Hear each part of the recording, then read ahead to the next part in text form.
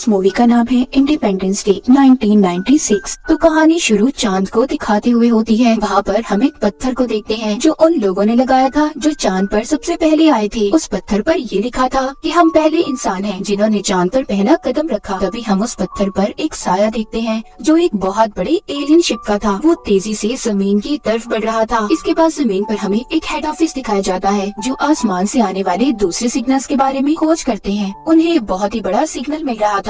वहाँ पर जो लड़का था वो जल्दी से अपने सीनियर को कॉल करता है। उन सबको ऐसा लग रहा था कि ये सिग्नल्स किसी शिप के हैं जो दूसरे शहर ने भेजा होगा, पर रडार में इन्हें कोई शिप नजर नहीं आता। जल्दी पता चल गया था कि ये सिग्नल्स कहीं और से नहीं बल्कि आसमान पर चांद से आ रही हैं। अब ये जल्दी से आर्मी वालों को भी इस बात की खबर देते हैं। वो उन्हें बताते हैं कि जो भी चीज है बहुत बड़ी है, इसका साइज चांद के चौथाई हिस्से जितना है। आर्मी वाले कहते हैं क्या पता ये कोई नॉर्मल सा स्पेसशिप हो। वो कहते हैं नहीं, ये स्पेसशिप बार बार रुक रही है। अब ये बात सुनकर सबके सब डर गए थे। व्हाइट हाउस में प्रेसिडेंट भी इस बात से बहुत परेशान थी। उन्हें भी समझ नहीं आ रहा था कि आखिर ये चीज हो क्या सकती है। आर्मी वाले प्रेसिडेंट को बताते हैं ये चीज एक जगह पर रुक गई है और अलग अलग 36 टुकड़ों में फैलती जा रही है। हो सकता है कि ये 25 मिनट के अंदर हमारी जमीन पर भी आ जाए। तभी कुछ ही देर बाद अलग अलग शहरों से ये खबरें आना शुरू हो गई थी कि उन्होंने आसमान पर आके बादलों को देखा है और ये बादल वही थे जो अलग अलग टुकड़ों में फैल गए थे। तभी थोड़ी ही देर बाद एक टुकड़ा मॉस्को शहर की तरफ भी बढ़ना शुरू कर देता है। जब ये बात प्रेसिडेंट को पता चलती है वो प्लेन को उस टुकड़े के पास भेजते हैं। वो भी आग की वजह से तबाह हो जाता है। इन्हें कुछ समझ नहीं आ रही थी कि आखिर ये चीज थी क्या।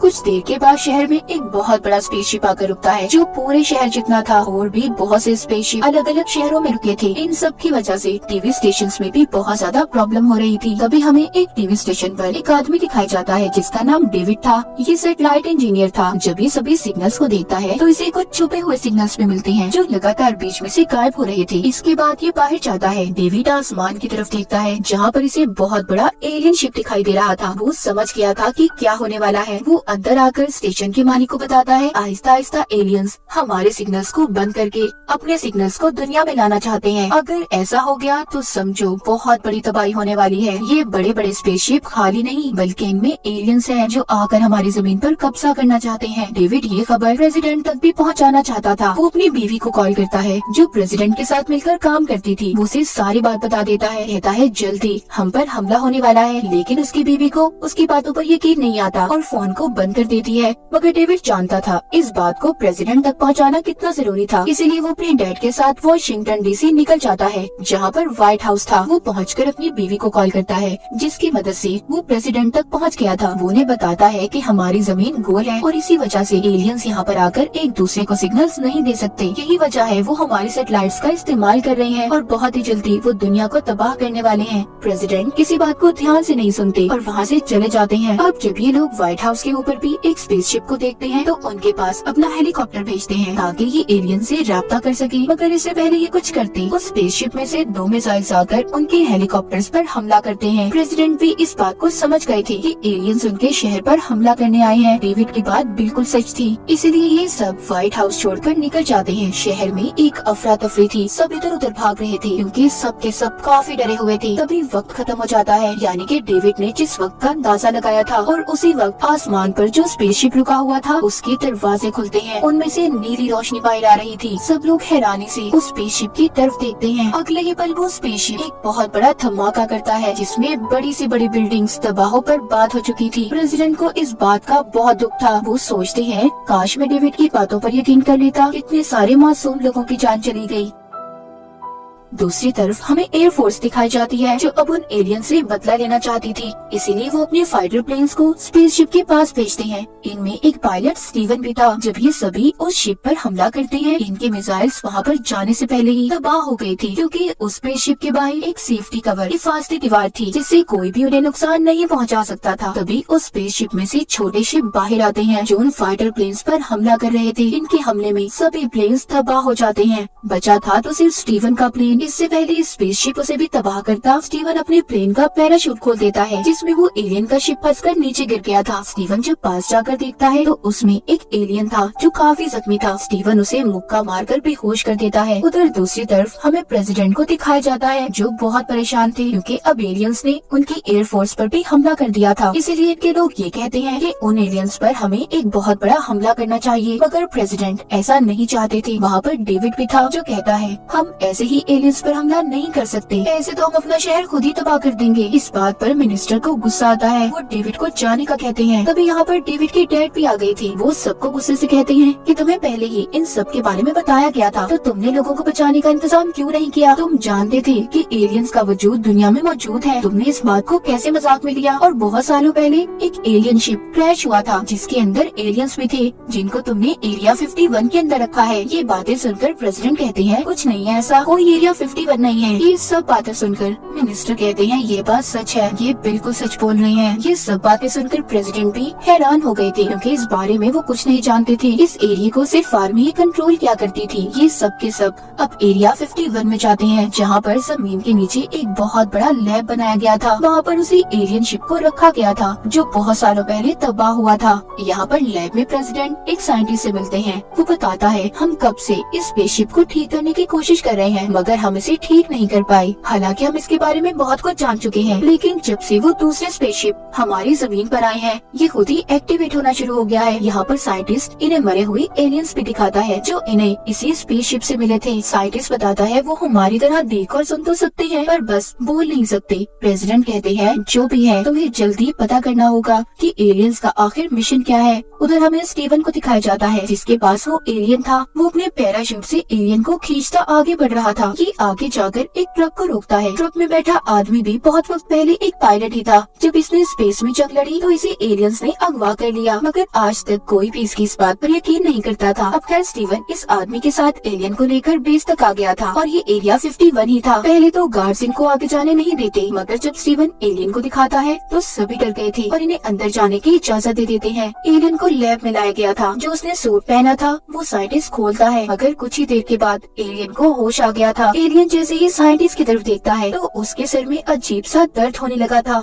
इसके बाद एलियन वहाँ पर सबको मार देता है। जब प्रेसिडेंट लैब में आते हैं तो ग्लास के पास उन्हें साइंटिस्ट की लाश मिलती है जिसका गला एलियन ने पकड़ा हुआ था और वो एलियन साइंटिस्ट के गले के जरिए प्रेसिडेंट से बात करता है। कहता है कि मुझे छोड़ दो। वो एलियन से कहते हैं देखो तुम हमसे सुलह कर लो, हम दोनों एक दूसरे से बहुत कुछ सीखेंगे। पर एलियन साफ साफ मना कर देता है। वो कहता है हम सिर्फ तुम्हें मारना चाहते हैं। अब जैसा दर्द साइंटिस्ट के सिर में हुआ था वैसा ही दर्द प्रेसिडेंट के सिर में भी हो रहा था। दरअसल ये एलियन की एक ताकत थी कि कोई भी जब उनकी तरफ देखता था तो वो अपने कंट्रोल में नहीं रहता। इसीलिए प्रेसिडेंट के आदमी एलियन को वहाँ पर मार देते हैं, जिसके बाद प्रेसिडेंट ठीक हो गए थे। अब वो भी समझ जाते हैं कि एलियन आखिर उनसे चाहते क्या है। वो अपने लोगों को बताते हैं कि एलियन हमारी दुनिया पर कब्जा करने आए हैं। वो इसी तरह एक प्लेनेट से दूसरे प्लेनेट पर घूमते रहते हैं और अब हमारे प्लेनेट यानी जमीन की बारी है। अब हमारे पास उन पर हमला करने के अलावा कोई चारा नहीं, इसलिए ये हमला करते हैं। पर उनके स्पेसशिप की हिफाजती दीवार इनके हमले को रोक लेती है।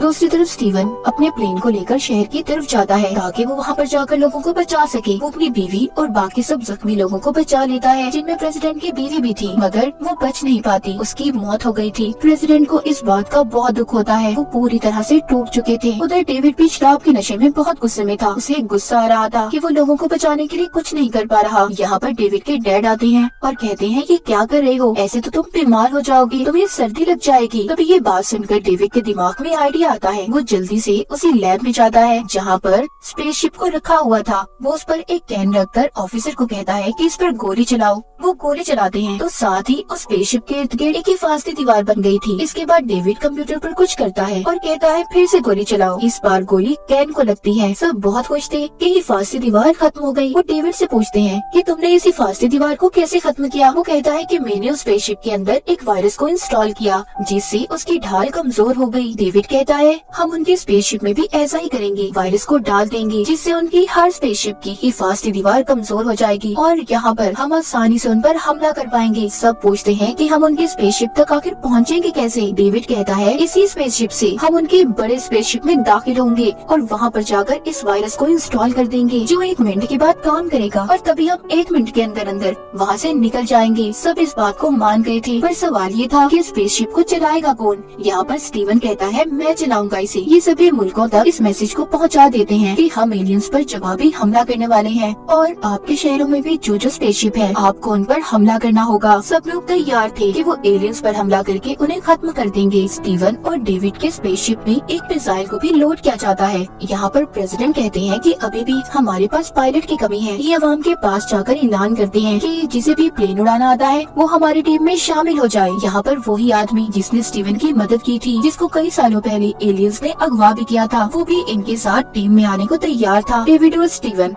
दोनों स्पेसशिप में बैठकर उड़ने के लिए तैयार थे। ये उनके सबसे बड़े स्पेसशिप के अंदर दाखिल हो गए थे, जहाँ पर ये देखते हैं एलियंस की बहुत बड़ी तादाद है जो हमला करने की तैयारी कर रही है। इनका स्पेसशिप खुद ही रुक गया था। डेविड वहाँ पर अब वायरस को इंस्टॉल कर देता है। जो वायरस इंस्टॉल हो जाता है तो ये अपनी आर्मी को भी बता देते हैं, इसलिए बाहर इनके प्लेन्स जमीन वाले स्पेसशिप पर हमला करने के लिए तैयार थे। पहले तो इनके मिसाइल्स काम नहीं करते, मगर दूसरी बार कोशिश करने पर मिसाइल स्पेसशिप पर जाकर लगते हैं। सभी बहुत खुश थे, लेकिन उस बड़े स्पेसशिप में से अब छोटे स्पेसशिप बाहर आते हैं जो उनके प्लेन्स पर हमले कर रहे थे। इस बार वो आदमी जो स्टीवन को मिला था वो अपने प्लेन को उस बड़े स्पेसशिप के साथ टकरा देता है, जिससे बहुत बड़ा धमाका हुआ था। उधर स्टीवन और डेविड एलियन के मदरशिप पर थे, उनका शिप भी वहीं पर फंस गया था। ये दोनों अब ये फैसला करते हैं कि ये मिसाइल को यहीं पर लोड कर देंगे, चाहे इनकी जान ही क्यों न चली जाए। पर एलियंस को ये अब जिंदा नहीं छोड़ेंगे। जैसे ही मिसाइल कंट्रोल पैनल से टकराता है, इनका स्पेसशिप भी खुद ही छूट गया था। इनके पास इस मदरशिप से निकलने के लिए 30 सेकंड थे। उसका दरवाजा भी बंद होने वाला था। ये अपनी कोशिश करके उससे बाहर आ जाते हैं। जैसे ही ये बाहर निकलते हैं, उन एलियन के शिप में बहुत बड़ा धमाका होता है। जमीन पर भी जितने स्पेसशिप थे सभी को इंसानों ने खत्म कर दिया था। इसी तरह से एलियंस की हार और इंसानों की जीत हुई थी। इंसान ने अपनी जमीन को एलियन से बचा लिया था और इसी के साथ ही कहानी यहीं पर खत्म हो जाती है।